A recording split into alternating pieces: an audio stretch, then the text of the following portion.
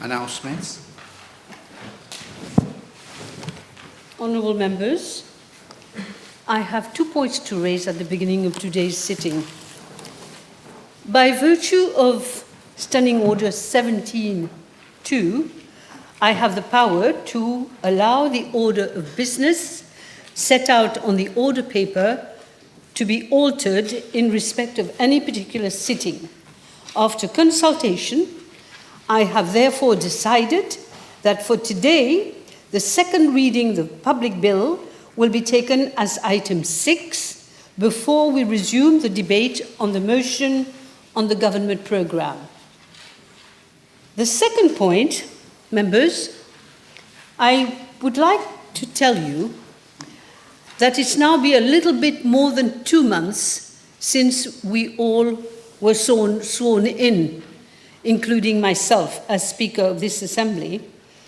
And I suppose we don't all, including me, master all the proceedings of the Assembly, the intricacies of the procedures of our Assembly. One principle, however, that I do know, and I'm sure that most of you, maybe some of the newcomers, do not yet realize, a member is not allowed to read a statement when we are debating an issue, including on the motion, and will be the same for the bill, except the person who has been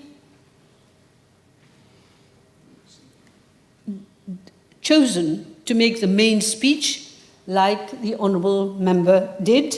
And of course, I didn't stop her, because the standing order is quite clear on this. Let me myself read. You can read when you're citing.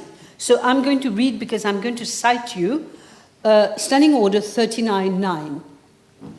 A member shall not read his or her speech, but he or she may read extracts from written or printed papers in support of his or her arguments, and may refresh his or her memory by reference to notes. Reading of speeches is permitted for opening addresses. It was in this spirit, therefore, that I allowed Honourable Second Member for Quartier Militaire Moka to read her speech. But several members, I think, tended to read their prepared speeches. Of course, it's always easier. I also want to draw your attention to Standing Order 40, subsection 1 and 2. 41.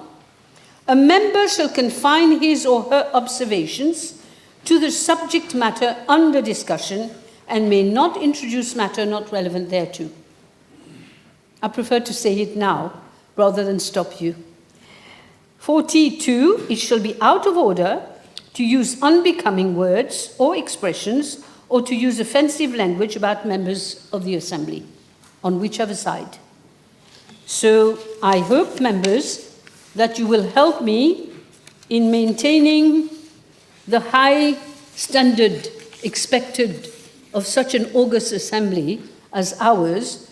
I promised you when I was sworn in that I would uphold the dignity of the National Assembly. Remember also that children and adults are watching us both from Mauritius and from abroad. Thank you very much.